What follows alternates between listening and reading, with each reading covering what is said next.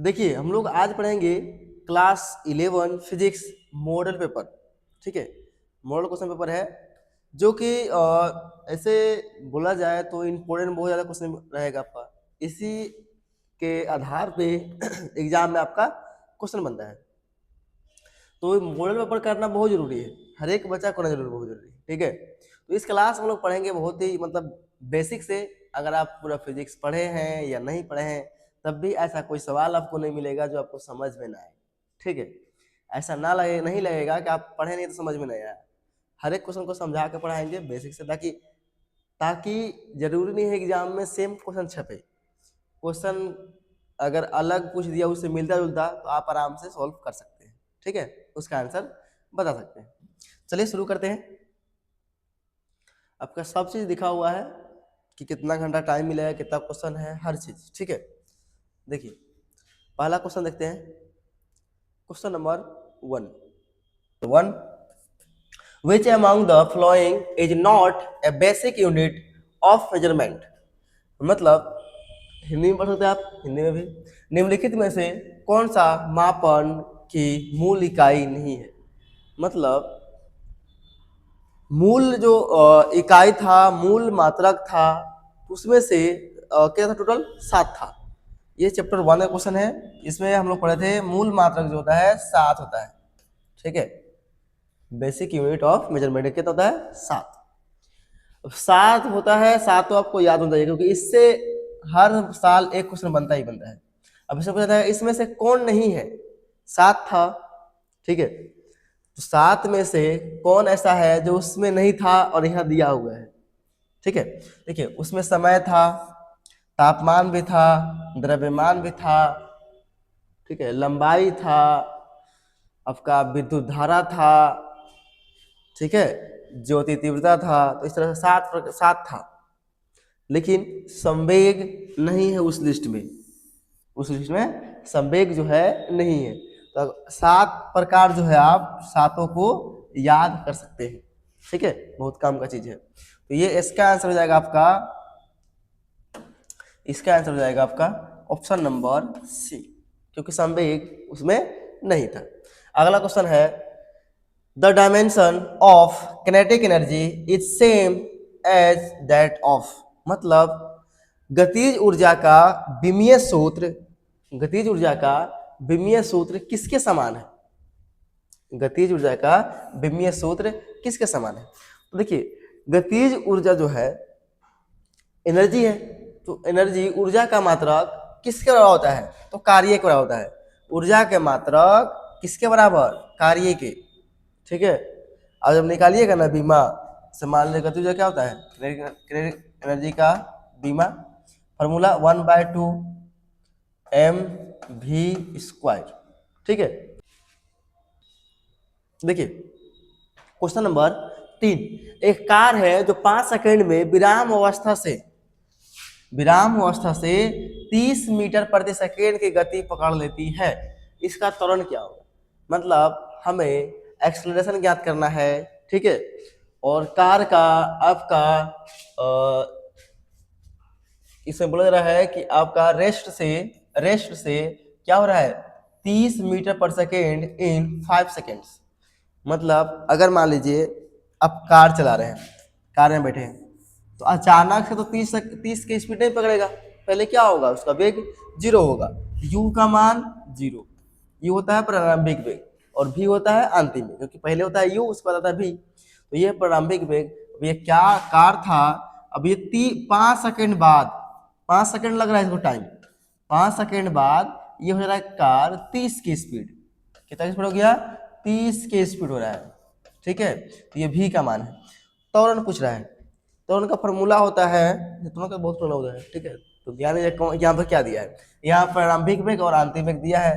तो a बराबर क्या लिखेंगे, अंतिम वेग माइनस प्रारंभिक वेग अब बटा टाइम, टाइम कितना लगा। तो ये अंतिम वेग है 30 और u का मान तो है 0, तो 0 घटा दीजिए, कोई फर्क नहीं पड़ेगा, बटा 5 कटेगा, कितना आएगा 6 मीटर पर सेकेंड स्क्वायर।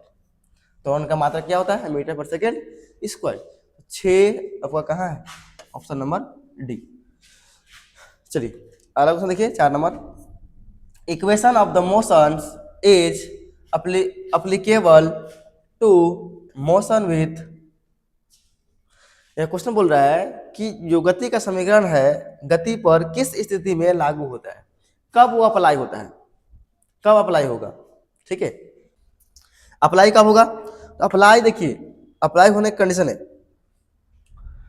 आप गौर किए होंगे फॉर्मूला में क्या क्या था, 3 था गति का समीकरण। ठीक है, उसमें अगर एक समान त्वरण है तब होगा, एक समान वेग है तब होगा, असमान त्वरण होगा तब होगा, या इनमें से कोई नहीं। तो गौर कीजिएगा, ए वेग की अगर बात किया जाए, एक समान अगर वेग होता, एक समान अगर वेग होता तो क्या u और v आता उस समीकरण में? नहीं आता। एक समान मतलब क्या, अगर और नियत है तो u v दोनों सेम रहता, तो u और v दोनों आता है, प्रारंभिक वेग भी आता है और अंतिम वेग आता है, इसका मतलब एक समान वेग नहीं, ये इसका ये नहीं है, एक समान नहीं रहेगा। हाँ, और इस गौर कीजिएगा, असमान त्वरण, अगर असमान त्वरण रहता, एक समान नहीं रहता, तो यहाँ पर त्वरण का मान भी 2 रहता, एक a1 एक a2। ठीक है, लेकिन ऐसा होता है क्या, आपका गति का समीकरण है उसमें त्वरण अकेला होता है a, उसमें a1 a2 नहीं होता है। यानी कब अप्लाई होगा, जब त्वरण एक समान रहेगा, त्वरण एक समान, यानी ऑप्शन नंबर आपका ए जो है वो सही है। ठीक है, एक समान त्वरण रहेगा तो आपका गति का समीकरण लागू होगा। चलिए question number 5,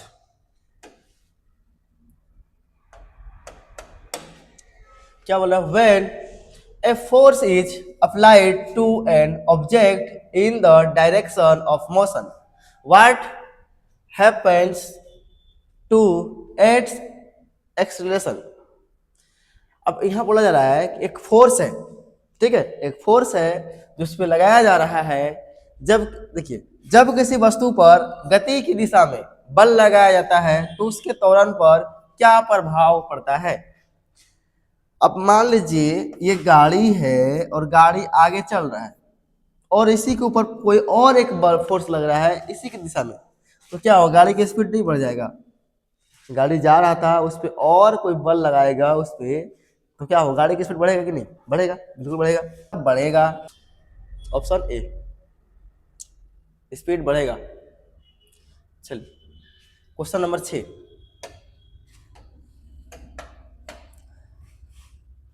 what is the relationship between acceleration and time for an object moving with constant acceleration. मतलब अगर नियत त्वरण के साथ, मतलब जो त्वरण है एक्सेलरेशन है वो एकदम कांस्टेंट है, नियत है, के साथ किसी वस्तु के लिए त्वरण और समय के बीच क्या संबंध होता है। ठीक है,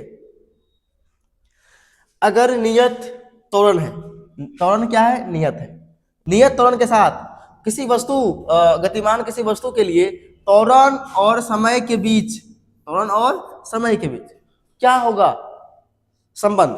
तो देखिए, देख लीजिए, यहाँ त्वरण है, ये रहा त्वरण आपका ए और ये टी, तो अगर त्वरण नियत है तो त्वरण क्या होगा, फिक्स रहेगा, ऐसे त्वरण क्या रहेगा, फिक्स रहेगा, टाइम भी बढ़ेगा लेकिन त्वरण नहीं बढ़ेगा, टाइम बढ़ेगा लेकिन त्वरण नहीं बढ़ेगा, तो ये क्या रहा, ये तो फिक्स है ना, तो फिक्स हो गया ना, नियतांक, ये नियतांक हो गया, ऑप्शन नंबर डी। ठीक है, कांस्टेंट। चलिए क्वेश्चन नंबर 7 देखिए, the resultant of two vectors in maximum when the angle between them is। मतलब ये बोला रहा है कि सदिश का परिणाम जो है अधिकतम कब होगा, मतलब कितना डिग्री एंगल पर उसका मान अधिक से अधिक हो सकता है।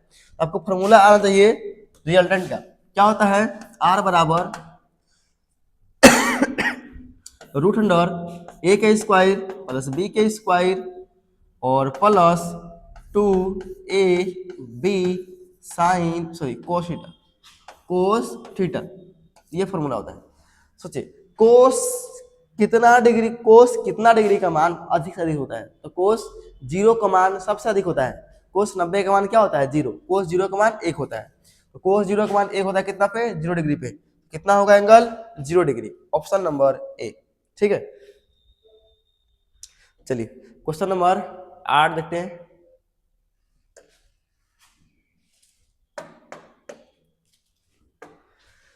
क्या बोला है? The scalar product of two vectors is also known as, मतलब दो सदिश के अदिश गुणनफल को इस रूप में भी जाना जाता है। ये क्वेश्चन सेम हम करवाए हैं आपका PYQ क्वेश्चन में। हम लोग का चल रहा है अभी हर चैप्टर का PYQ 5 साल का क्वेश्चन करवा रहे हैं, 5 साल का 5 ईयर, ठीक है, ये क्वेश्चन करवा रहे हैं जिसमें PYQ करवा रहे हैं। इससे पता चल रहा है आपका क्वेश्चन कौन कौन ऐसा है जो रिपीट कर रहा है, बार बार रिपीट कर रहा है, उसको एकदम पकड़ कर रखना है, ठीक है, याद रखना है। तो उसमें करवाया गया है। देखिए अगर अदिश गुणनफल की बात की जाए, अदिश को बोलते हैं डॉट प्रोडक्ट और सदिश को बोलते हैं क्रॉस प्रोडक्ट, ठीक है, अदिश को डॉट और सदिश को क्रॉस, क्योंकि अगर क्रॉस बोलिएगा तो लगेगा क्या होगा कि सदिश गुणनफल होगा, अगर डॉट है तो अदिश गुणनफल है, उसका गुणनफल से क्या मिलेगा? अदिश मिलेगा, अदिश राशि मिलेगा। तो इसको क्या बोलेंगे? डॉट प्रोडक्ट यानी बिंदु गुणनफल। ऑप्शन नंबर बी आपका सही है। अगर रहता कि सदिश गुणनफल, यहाँ अदिश रहता, सदिश गुणनफल रहता, सदिश को बोलते हैं क्रॉस प्रोडक्ट। क्या बोलते हैं? क्रॉस प्रोडक्ट, ठीक है, मतलब अदिश गुणनफल से जो मिलेगा राशि आपको वो मिलेगा अदिश, और सदिश गुणनफल से मिलेगा आपका राशि जो मिलेगा सदिश, ठीक है। चलिए क्वेश्चन नंबर 9 देखते हैं। 9 ये रहा। चलिए what is the angle of projection for maximum range in projectile motion, मतलब प्रक्षेप गति में, देखिए हिंदी में देखिए, प्रक्षेप गति में अधिकतम क्षैतिज परास के लिए प्रक्षेपक का कोण क्या है, मतलब कितना डिग्री पे अगर हम किसी को फेंके, भाला अगर फेंका जाता है तो कितना डिग्री फेंके सबसे अधिक दूर पे जाके गिरे, ठीक है। आप भाला फेंकने वाले खिलाड़ी बन जाइएगा तो आपको देखिए बल नहीं बढ़ा सकते हैं, जितना शक्ति होते रहेगा हम लोगों से बल, ठीक है, हम जितना ताकत लगाएंगे उतना लगेगा ना, लेकिन एंगल अगर सही रहेगा तो आप जो आपसे अधिक बलवान है ना उससे भी आगे निकल सकते हैं, एंगल सही से रहा तो एंगल पे डिपेंड करता है कि हम किसी चीज को फेंकेंगे तो कहाँ गिरेगा, ठीक है। अब ज्यादा ऊपरे अब गिर जाएगा, पूरा ऊपरे तो बगल में गिर जाएगा ना, ठीक है। अब ज्यादा नीचे ही गिरेगा तो क्या होगा? नीचे जमीन में रह जाएगा, तो कोई फायदा नहीं, वो एंगल फिक्स होता है। देखिए 45 डिग्री, क्योंकि फॉर्मूला क्या होता है? रेंज के लिए, अधिकतम परास के लिए जो फॉर्मूला होता है, वो आपका होता है U स्क्वायर साइन 2 थीटा बटा जी, ये फॉर्मूला है, ठीक है। तो ना वेग आप बढ़ा सकते हैं, बल देता रहेगा ना वेग बढ़ेगा, और ना जी का मान कम कर सकते हैं, जी मतलब गुरुत्वाकर्षण बल, ना उसका मान कम हो सकता है पृथ्वी का, ठीक है। ऐसा है रिवोल्ट का बटन दबाए जी का मान खत्म, ऐसा ये कुछ नहीं कर सकते। लेकिन इसी पे जब सब चीज है डिपेंड कर रहा है, थीटा का मान कितना ले ले साइन का अधिक से अधिक माना जाए, तो थीटा का मान 90 का सबसे अधिक होता है मान, लेकिन 2 से गुना है, साइन 45 लेना होगा मान ना, 90 ले लीजिएगा तो कितना हो जाएगा? सॉरी थीटा का मान लीजिएगा 90 तो कितना हो जाएगा? 180, 2 से गुना होके, और साइन 180 का मान क्या हो जाता है? 0 हो जाएगा फिर से, ठीक है। तो यहाँ पे आपको लेना होगा 45, तो 45 गुना क्या हो जाएगा? 90, और साइन 90 का मान अधिक होता है, थीटा का मान कितना होगा? 45, 45 डिग्री, 45 डिग्री होगा, ठीक है। चलिए देखिए क्वेश्चन नंबर 10, इसमें बोला रहा है कि आपका निम्नलिखित में से कौन सी भौतिक राशि प्रक्षेप गति के दौरान नियतांक रहती है, मतलब कांस्टेंट रहता है। ऐसा कौन सा आपका प्रोजेक्टाइल में क्या चीज ऐसा है जो नियत रहता है, हमेशा नियत रहता है। ये भी क्वेश्चन हम करवाए हैं जस्ट PYQ क्वेश्चन में। अगर ये प्रोजेक्टाइल मोशन है तो वस्तु कैसे ऐसे गिरता है, वस्तु कुछ इस प्रकार से गिरता है।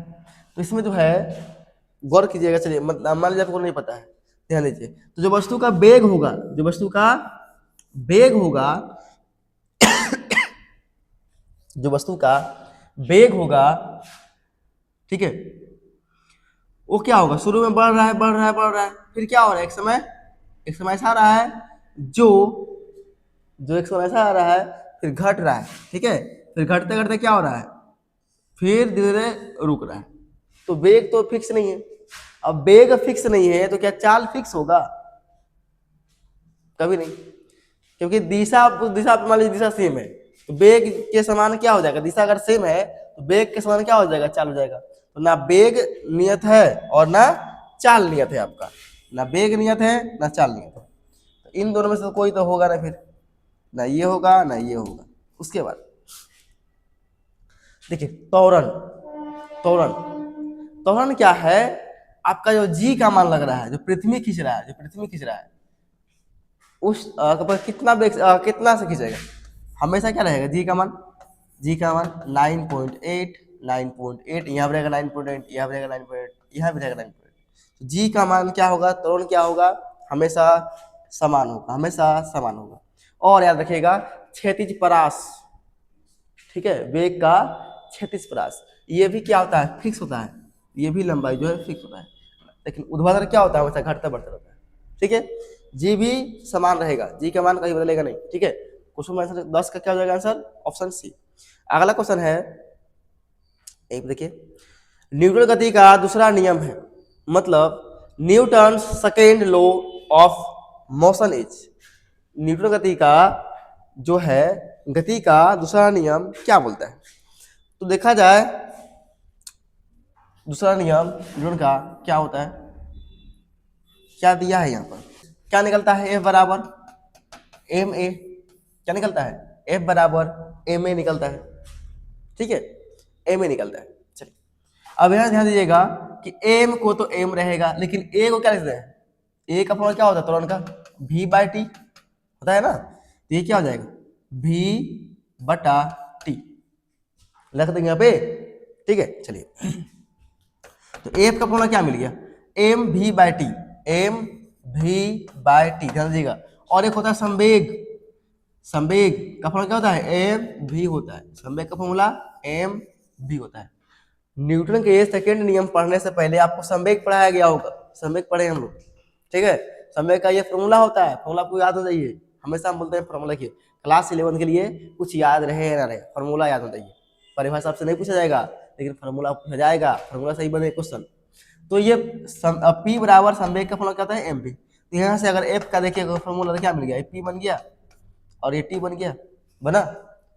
अब जो चीज बना है क्या हम सब मिला सकते हैं, अगर छोटा छोटा बल के लिए अगर लगाया तो क्या लग जाएगा सब में, छोटा के लिए ये हो जाएगा dP बटा dt, छोटा बल के लिए ये फॉर्मूला होता है dP by dt, P by T हुआ उसी में D लगा देंगे तो क्या हो जाएगा, छोटा लिखे होंगे, ठीक है। ऑप्शन नंबर क्या है, ए सही है। तो आपको फॉर्मूला याद रहेगा तब होगा, ठीक है। चलिए एम द्रव्यमान एक गेंद है जो u वेग से किसी दीवार से, कठोर दीवार से टकराता है, उसी गति में पलट जाती है, दीवार द्वारा गेंद की दिया गया आवेग होगा। समझिए, मतलब बोला जा रहा है कि एक बॉल है जो वाल से टकरा रहा है, और ठोस वाल ऐसा है कि मान लीजिए आप दीवार में मारिएगा तो क्या होगा, बॉल वापस आएगा। यह बोला जा रहा है कि दीवार जो है, इसे जो बॉल टकरा रहा है, ये बॉल जब टकराया तो यू वेग से जो गया था, यू वेग से गया तो वही वेग से वापस आया, वही वेग से ये वापस आया, सेम सेम आपका स्पीड है, सेम स्पीड है, सेम स्पीड, ठीक है। तो उस टाइम में आपसे पूछा जा रहा है इम्पल्स, आवेग, इम्पल्स, ठीक है। तो इम्पल्स का फॉर्मूला क्या होता है, आवेग का फॉर्मूला क्या होता है, आवेग का फॉर्मूला होता है आवेग बराबर अंतिम संवेग, ठीक है, अंतिम संवेग मतलब फाइनल और initial, P F minus P I, initial मतलब शुरुआत, शुरुआत का मतलब अंतिम संवेग होगा और माइनस प्रारंभिक संवेग होगा। संवेग का फॉर्मूला क्या होगा, जस्ट बताएं, एम बी, एम ये हो जाएगा यू, ठीक है, फाइनल के लिए, और ये हो जाएगा माइनस माइनस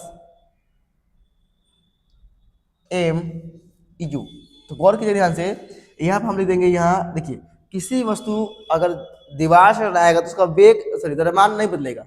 हम मान लीजिए 5 किलो का है, चाहे फुटबॉल 200 ग्राम का है, दीवार से मारेंगे तो क्या उसका द्रव्यमान बदल जाएगा, नहीं बदलेगा।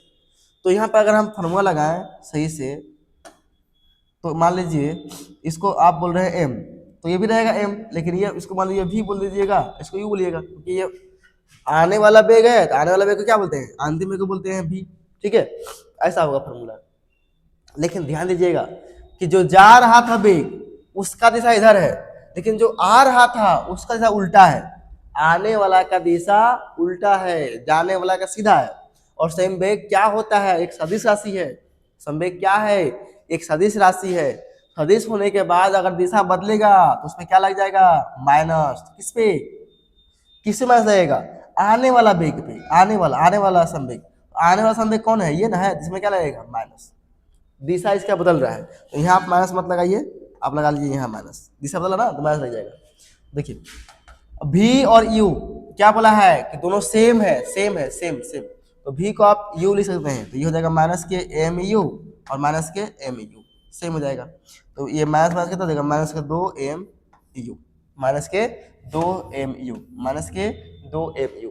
और ये बहुत बहुत बहुत इंपॉर्टेंट क्वेश्चन है, ठीक है, याद होना चाहिए हर एक बच्चा को। चलिए अगला क्वेश्चन देखिए, क्वेश्चन नंबर 13। क्वेश्चन नंबर 13 इसमें बोला जा रहा है लुब्रिकेंट जो है, लुब्रिकेशन कहाँ यूज करते हैं, यूज कहाँ करते हैं। अच्छा यूज टू मतलब संनेहक का उपयोग किया जाता है। किया जाता है किसके लिए किया जाता है, संनेहक मतलब आपको याद होगा ग्रीस तेल जो हम लोग यूज कर रहे थे, कहाँ पे, पंखा अगर आवाज करता तो यार तेल डालते हैं उसमें, आवाज बंद। गाड़ी में आपका क्या उसको बोलते हैं, इंजन ऑयल डालते हैं, सब क्या है, सब लुब्रिकेंट है, ठीक है, संनेहक है। उससे क्या होगा, घर्षण बढ़ेगा घटेगा। अगर पंखा आवाज कर रहा है उसमें आप तेल डाले तो आवाज खत्म हो गया, इसमें क्या होगा, घर्षण कमा ना, घर्षण कमा ना, तो घर्षण कमेगा। घर्षण कमाने के लिए यूज होता है, घर्षण कमाने के लिए, decrease the friction, option B सही है, ऑप्शन घर्षण को कम करने के लिए, ठीक है। चलिए अगला क्वेश्चन,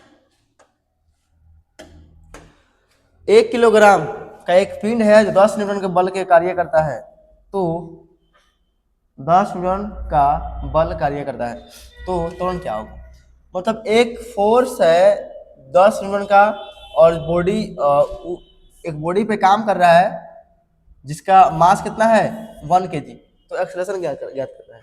फॉर्मूला होता है F बराबर एम ए का मान निकालना है, तो F का मान कितना है, F का मान आपका 10 होगा न्यूटन, और एक m का मान 1 किलो अगुना ए तो निकालना ही है, तो ए का मान कितना आ गया, 1 से भेजिए बटा में, कोई फर्क नहीं पड़ेगा, 10 मीटर पर सेकेंड स्क्वायर, 10 मीटर पर सेकेंड स्क्वायर। देखिएगा एक्सेलरेशन निकाल रहे हैं हम लोग, उसका मात्रा क्या होता है, यहाँ भी 10 है यहाँ भी 10 है, मात्रा का आपको नहीं आएगा ना तो गलती कर दीजिएगा, 10 मीटर पर सेकेंड स्क्वायर होगा मात्रा। ऑप्शन नंबर बी सही है, ऑप्शन नंबर ए नहीं सही है, ठीक है, यहाँ भी 10 है यहाँ भी 10 है, तो मात्रक भी बहुत जरूरी है। अगला क्वेश्चन देखिए, रिलेशन बिटवीन काइनेटिक एनर्जी और मोमेंटम पी के बीच क्या है। देखिए अगर बात किया जाए द्रव्यमान m के लिए कोई पिंड की गतिज ऊर्जा काइनेटिक एनर्जी और संवेग में, तो फॉर्मूला होता है काइनेटिक एनर्जी बराबर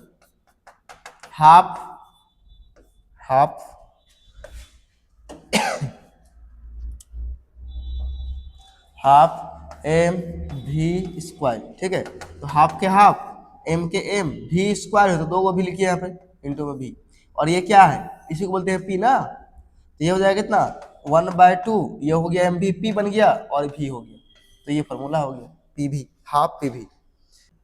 यहाँ पर ऑप्शन नहीं है ऑप्शन नहीं है ना, कोई बात नहीं है, ऑप्शन नहीं है, तो उसको थोड़ा चेंज करते हैं। ऑप्शन में एम है, ऑप्शन में एम है, गौर कीजिए, अगर m है तो क्या, अगर हम चाहें तो 1/2 के 2 ऊपर भी m से गुना कर दे और नीचे भी m से गुना कर दे, ऊपर भी m से गुना और नीचे भी m से गुना, ठीक है, तो क्या बन जाएगा, ये बन जाएगा हाफ m का स्क्वायर v का स्क्वायर, अब बटा में एक m आ जाएगा, ठीक है, और इसी को हम हाफ को, ये हो गया 2m बटा में, ठीक है, बटा में क्या हो जाएगा 2m, देन देखिए m भी का क्या कर देंगे होल स्क्वायर, अब बटा में क्या हो जाएगा 2 के 2 और m के m 2m, और m भी क्या बोलते हैं p, तो p का स्क्वायर बटा 2m, p के स्क्वायर बटा 2m, p का स्क्वायर बटा 2m, पी के स्क्वायर बटा 2m। देखिए ऑप्शन डी, पी के स्क्वायर और बटा में कितना है 2m है।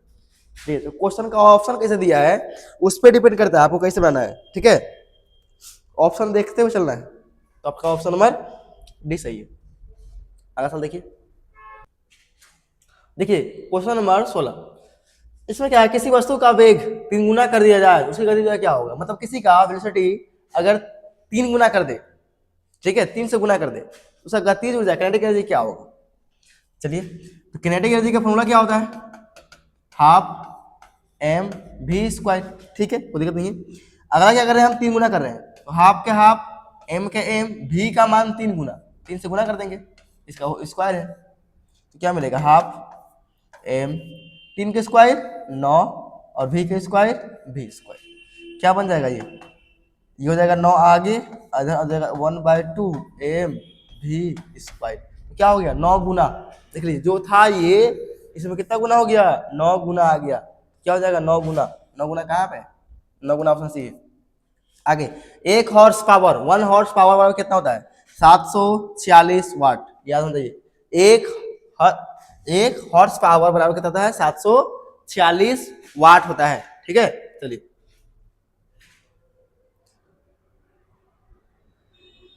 एक और शक्ति दिया, हिंदी दिख रहा है। चलिए अगला है किलोवाट घंटा, किलोवाट घंटा, किलोवाट आवर्स किसका होता है, यूनिट ऑफ द किलो किसका है। तो ये किलोवाट जो घंटा है ये आपका किलोवाट घंटा, ये आपका क्या हो जाएगा, एनर्जी का, ऊर्जा का ये बड़ा इकाई है, मतलब ऊर्जा का बड़ा एक मात्रक है, किलोवाट आवर। ठीक है, चलिए देखिए क्वेश्चन 19, निम्नलिखित में से कौन सा जड़त्व आघूर्ण का रेखीय अनुरूप है। जड़त्व आघूर्ण का रेखीय अनुरूप है, ये है द्रव्यमान। ये क्या है, द्रव्यमान।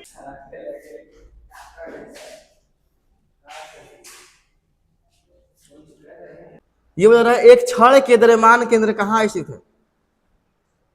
एक छड़ के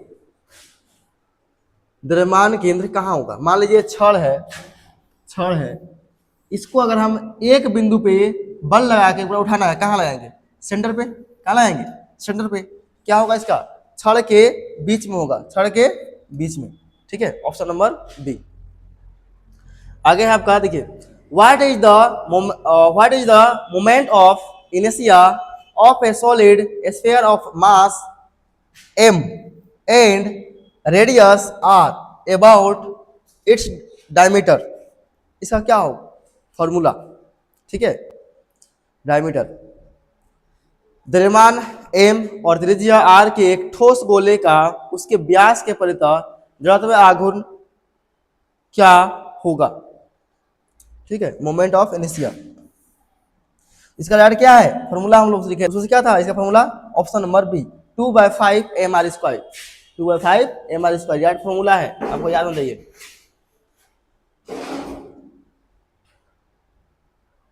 क्वेश्चन नंबर 22 क्या है, what is the escape velocity of earth.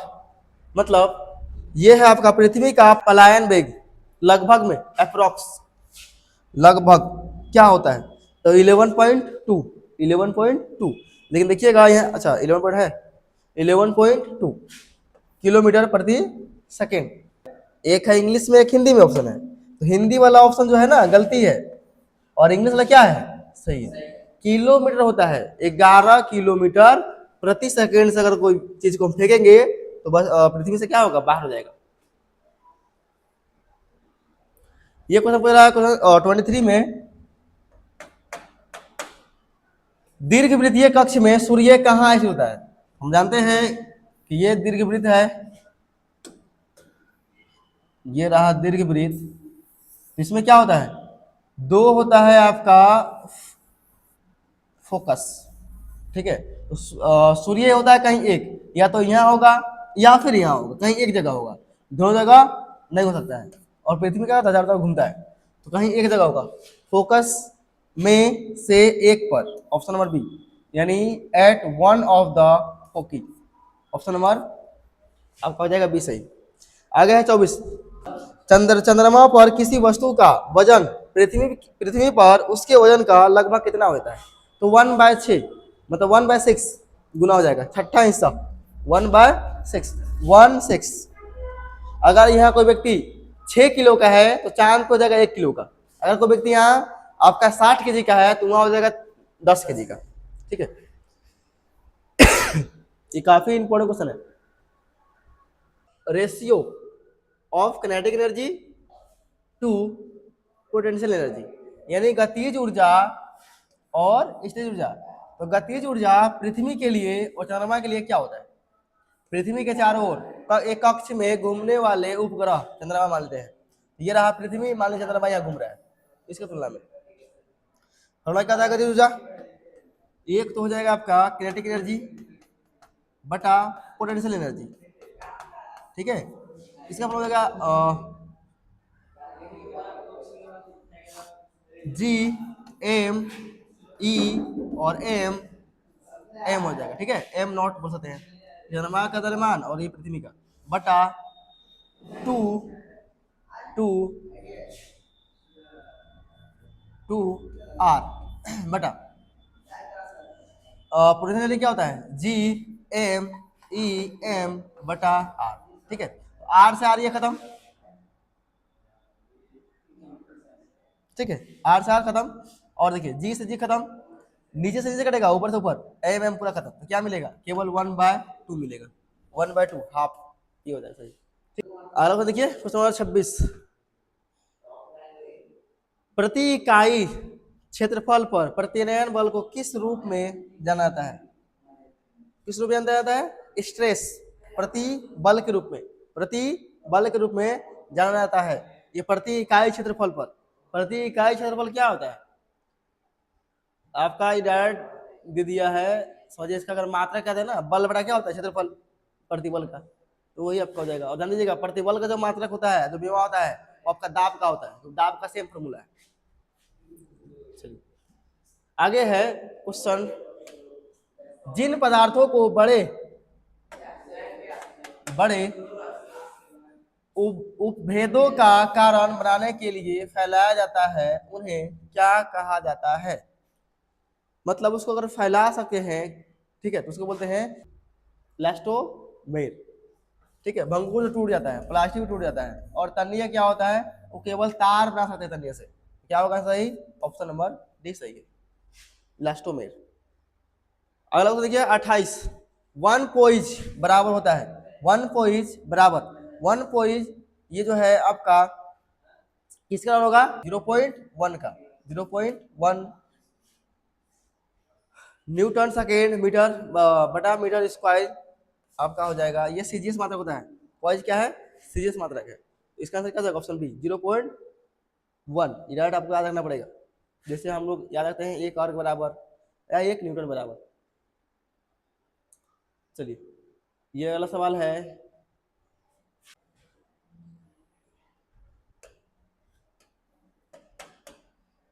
क्या है? गतिमान तरल पदार्थों के लिए घर्षण प्रतिरोध है संपर्क के सतह के क्षेत्रफल वर्ग के व्युत्क्रमानुपाती, संपर्क सतह के क्षेत्रफल के व्युत्क्रमानुपाती, संपर्क के सतह क्षेत्र के वर्ग के समानुपाती, संपर्क के सतह क्षेत्रफल के समानुपाती।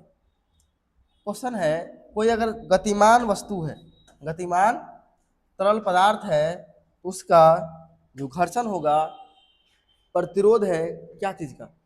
अगर कोई चीज आप खींच रहे हैं, मान लीजिए इसको खींच रहे हैं, तो कितना संपर्क में आ रहा है ना, उतना क्या होगा? घर्षण लगेगा। घर्षण जो होगा प्रतिरोध, घर्षण प्रतिरोध है। जितना आपका क्षेत्रफल है, उस जितना बड़ा क्षेत्रफल उतना क्या होगा? घर्षण बढ़ेगा। तो ये हो जाएगा संपर्क के सतह क्षेत्रफल के वर्ग, वर्ग नहीं होगा, डायरेक्ट होता है। संपर्क सतह के व्युत्क्रमानुपाती नहीं, संपर्क सतह के वर्ग ये भी नहीं, संपर्क सतह के क्षेत्र के समानुपाती। ऑप्शन नंबर डी सही है। जितना क्षेत्रफल संपर्क में आएगा उतना ही घर्षण बढ़ेगा, जितना क्षेत्रफल संपर्क में आएगा उतना ही घर्षण आपका बढ़ेगा। क्या है पानी क्वेश्चन 30, पानी के एक बूंद दो बूंदों में टूट जाता है तो दो बूंदों में टूटने का गुण का योग एक बूंद के गुण के बराबर होगा। एक पानी का बूंद है मान लीजिए, अब इसको दो हिस्सा में तोड़ दिए इतना छोटा में, इसका क्या रहेगा सेम, तो सेम रहेगा आपका केवल आयतन। ठीक है, क्या रहेगा, वॉल्यूम। ऑप्शन नंबर बी सही, केवल वॉल्यूम सेम रहेगा, बाकी त्रिज्या और क्या अलग हो जाएगा। अगर देखिए 31,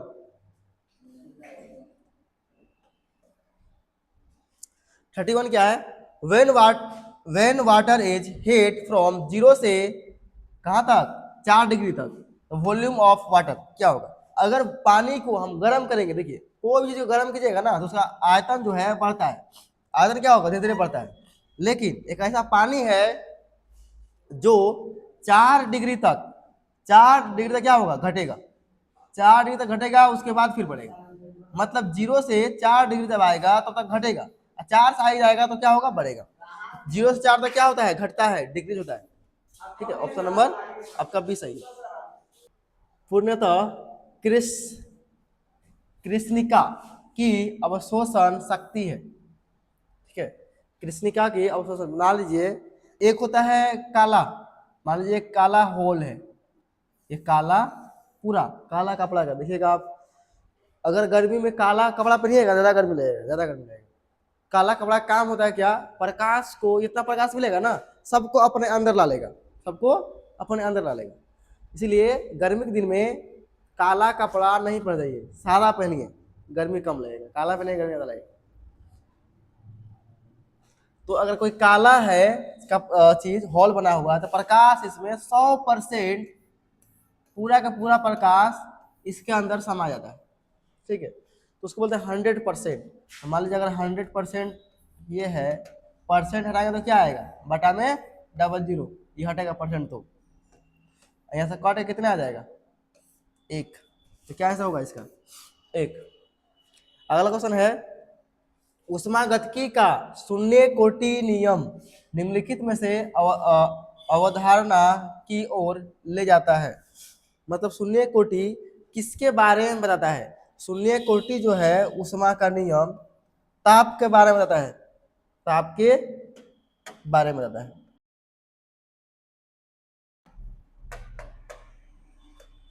उष्मागतिकी का पहला नियम निम्न में से किसकी ओर ले जाता है। उष्मागतिकी का पहला जो नियम है,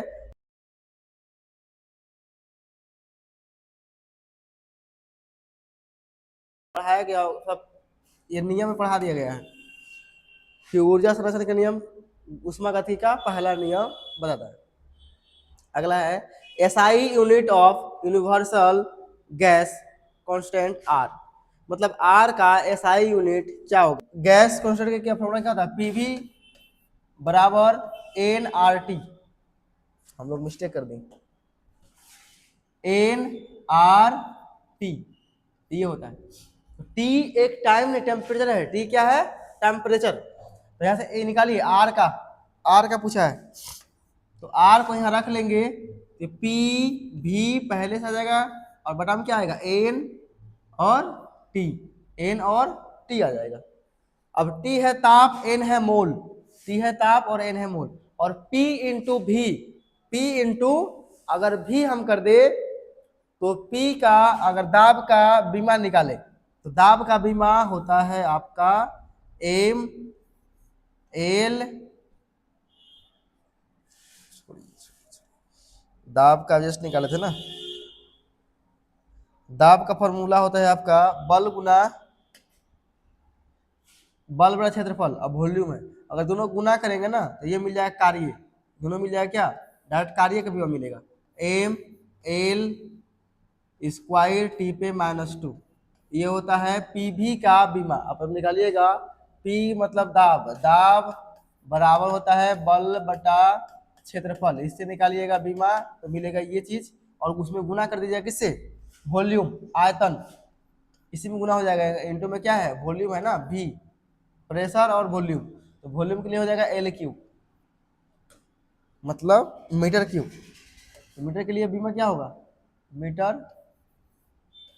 का पावर 3, इसका बीमा निकालेगा तो यही आएगा बीमा। अब बटा में क्या है एन, एन होता है नंबर ऑफ मोल, तो मोल को ऊपर ले आने में क्या होगा इनवर्स, और टी से टेम्परेचर केल्विन, केल्विन हो जाएगा इनवर्स। देखिए कहाँ पे है, केवल यहीं पे है मोल इनवर्स और केल्विन इनवर्स, ऑप्शन नंबर हो जाएगा बी सही। सही से निकाल कर दे सकते हैं यहाँ पर आराम से। अगला सवाल 36 नंबर, 36 नंबर है, एक परमाणविक गैस अणु में स्वतंत्रता की कोटि होता है। देखिए अगर एक परमाणविक अणु है तो उसका स्वतंत्रता की कोटि होता है 3, वो तीनों दिशा में गति कर सकता है, एक्स वाई जेड, क्या हो जाएगा 3। अगला 20 सेकेंड में 10 दोलन पूरा करने वाले लोलक की समय क्या है, समयावधि क्या होगा।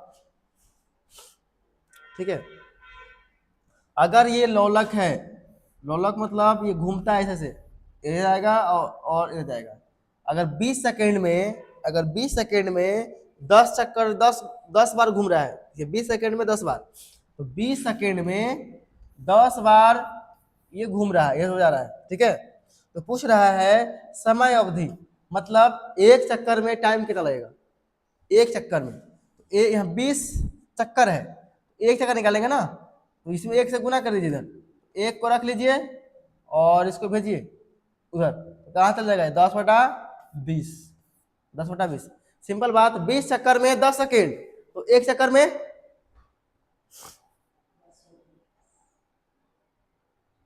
20 चक्कर में लग रहा है 10 सेकेंड, तो एक चक्कर में आधा सेकेंड, हाफ सेकेंड, काटेंगे तो कितना आएगा 1/2 ही आएगा, 1/2 यानी 0.5 second, option number D.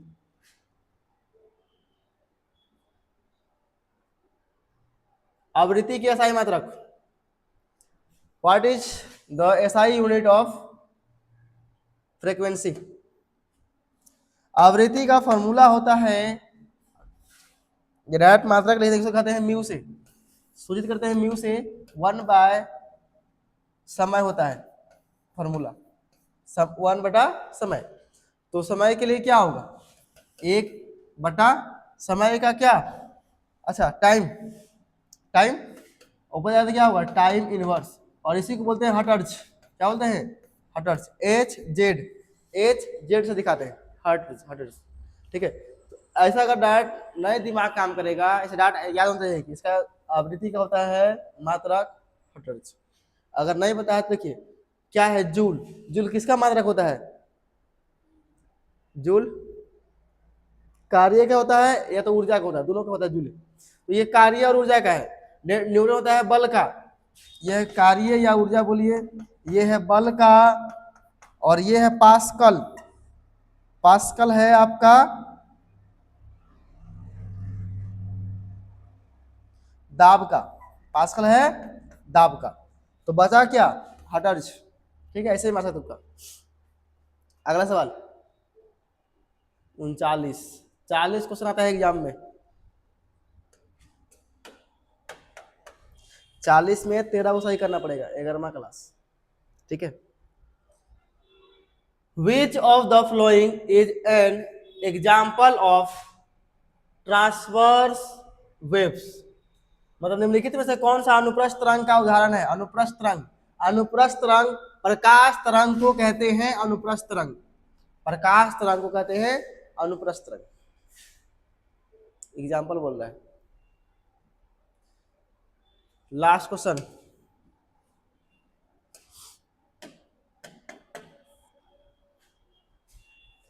The maximum displacement of A particle from its equilibrium position in A wave is called, wave is called.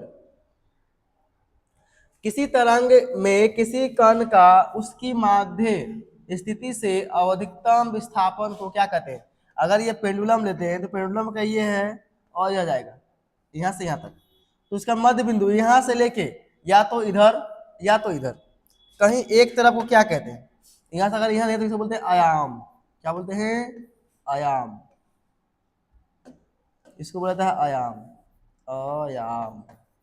ठीक है, बोलता है आयाम, आयाम। ऑप्शन नंबर बी, ठीक है, एम्पलीट्यूड। और ये खत्म होता है।